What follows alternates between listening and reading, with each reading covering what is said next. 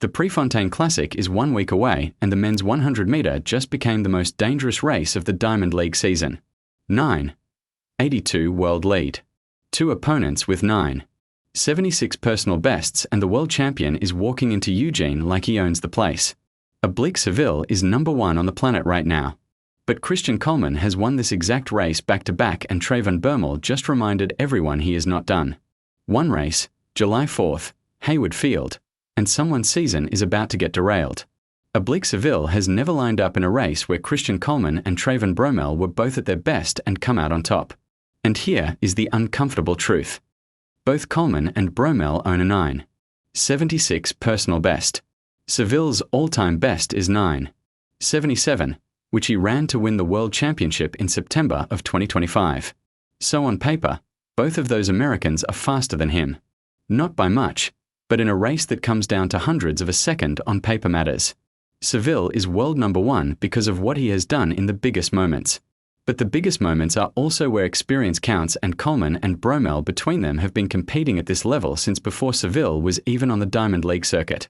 This is not a walk in the park for the world champion.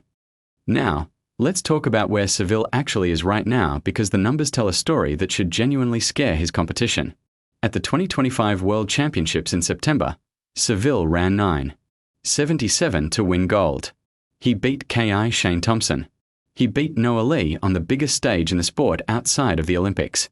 He crossed the line first. That was not luck. That was not a good draw or a good wind. That was Oblique Seville running the best race of his life when it mattered most. And then this season, he came back out and immediately put up a 9.82 world leader at his national championships. He is not showing any signs of a championship hangover. He is sharper than ever. And here is the thing about that Paris Olympics in 2024 that people forget. Seville ran 9.82 in the Olympic final and finished 5th. 5th behind Jacobs, Lyles Thompson, and Simbine. That same race, Christian Coleman finished 7th. Bromell did not even make the final. The levels were different then, but Seville was already running 9.82 and getting 5th because the field was that deep. Now he is running 9.82 and it is the world lead. The sport did not suddenly get slower. Seville just got better. Here is your insider information for this race. Seville's finishing speed is elite, and I do not use that word lightly. When he ran 9.77 at the World Championships, his second half split from the 50 to the 100m mark was among the fastest ever recorded at that championship. He does not tie up. He does not fade. Most sprinters at that level are maintaining at 80m and hoping to hold. Seville is still accelerating. That closing gear is the weapon that Coleman and Bromell have to respect, because if they do not have a lead on him by 60m, they're not catching him. Now, let's talk about the rest of the field, because this is not just a 3-man race. Gift Leo La from South Africa is in the entry list. Leo Layla has been knocking on the door of a major result for 2 years. He is the kind of sprinter who runs relaxed, does not panic, and shows up when the race is big. He is dangerous in a field where the favourites are focused on each other. Lachlan Kennedy from Australia is also entered. Kennedy has run sub-10 multiple times and has gotten better every season. He is not a headline name yet, but he could absolutely be a top 3 finisher in this race. But neither of those guys is the real threat to Seville. Christian Coleman is the real threat. And here is why you should not sleep on him even for a second.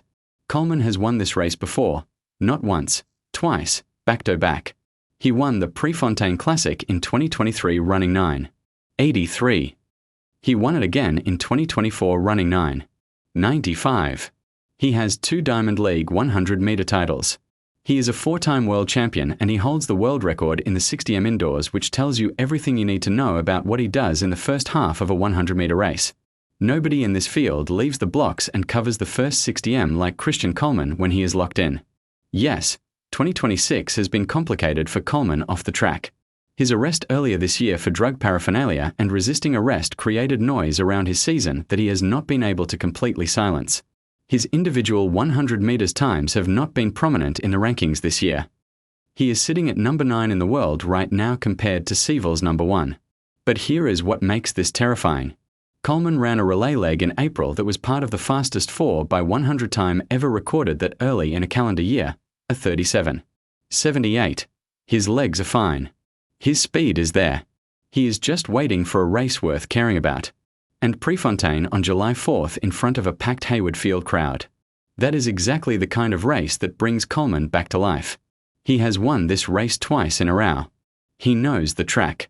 He knows the crowd. He knows the pressure. And he has been quiet all season, which for a man like Coleman is not a warning sign.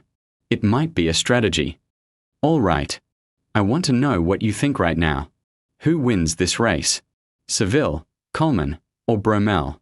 And what time do you think the winner runs? Drop it in the comments. Let's see who in this community actually has eyes for the sport. Now, let's get into something that most people are not talking about because this is where the race is actually won. Coleman's greatest weapon is his start. We are talking about one of the best starting mechanics in the history of the sprint. When he won the 2019 World Championships and ran 9:76, he was out of the blocks before most people in that race had found their footing. He holds the world record in the 60m indoors. That is not a coincidence.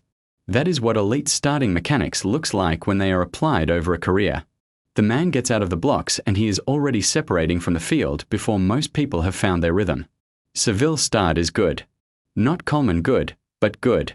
Where Seville wins is from 60m onward. His top end and his ability to maintain that top end through the finish line is the best in the world right now. So the tactical reality of this race is simple. If Coleman has daylight on Seville at 60m, this gets very interesting. If Seville is within a body length at 60, he wins. That is the race within the race. Watch the first 60m and you will know the result before anyone crosses the line. Bromell adds another layer to this. Bromell ran 9:84 in Rome last year and it was his fastest since 2022. He was part of the same relay team as Coleman that ran 37:78 in April. So, both Americans are carrying real speed into this race. Bromell's strength is his explosive acceleration and his top speed. His PB of 9:76 was run in Nairobi in September 2021, which was one of the performances that briefly made him look like the next great American sprinter before injuries and inconsistency derailed the next 2 years. He has clawed his way back. He is ranked 6th in the world in 2026 and he is capable of running 9:8 flat on any given night. 3 men, all of them capable of running 9:8 flat on any given night. 3 men, all of them capable of running 9:8 or faster, all of them with something to prove. Here is the one thing that still has not been answered about Oblique Seville. He has never won a major Diamond League race on American soil. He has won World Championships. He has run fast in London. He has dominated in Kingston. But Hayward Field is a different animal. The crowd is enormous. 15,000 people on a 4th of July weekend. American flags everywhere. The home crowd screaming for Coleman and Bromell. That is not a small thing. That is an atmosphere that has swallowed up bigger names than Seville on nights when everything looked perfect on paper. Coleman thrives in that environment. He grew up competing in America. He knows how to race in front of crowds that want him to win.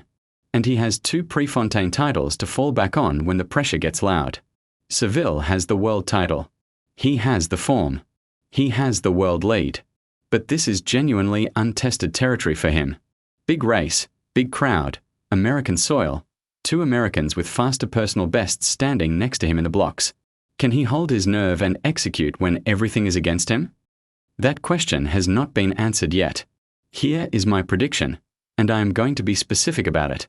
Seville runs somewhere between 9:79 and 9:83. The form is too good. The momentum is too real. A man who just ran 9:82 in 82 at his national championships and is ranked number 1 in the world does not suddenly forget how to sprint in Eugene. His closing speed is the best weapon in this race and Coleman is not in the kind of shape right now where his start is going to be 0:112 level sharp. Seville gets through the first 60m within striking distance and then he does what he does. He closes. But here is where it gets interesting. I think Coleman pushes him hard. I think at 60m this race is not decided. I think Coleman is within a body length and the last 40 meters are genuinely uncomfortable for the world champion. Bromell finishes 3rd running somewhere around 9:86, his best of the season, and confirms that his comeback is real. Seville wins, but it is not clean. And that tension, That moment where it could go either way in the last 30m is exactly what makes this race worth watching from the first step to the last. This is the race of the Diamond League season so far. 3 men who have all run faster than most people on this planet will ever dream of running. 1 track, 1 finish line, and everything on the line heading into the back half of 2026. Last question before you go. Do you think Oblique Seville breaks 9:80 before the World Championships this year? Because the form is trending that way. The 9:77 world title run, the 9:82 world lead at Nationals, this man is climbing. Drop your prediction in the comments. Is 9:79 or faster coming before the year is?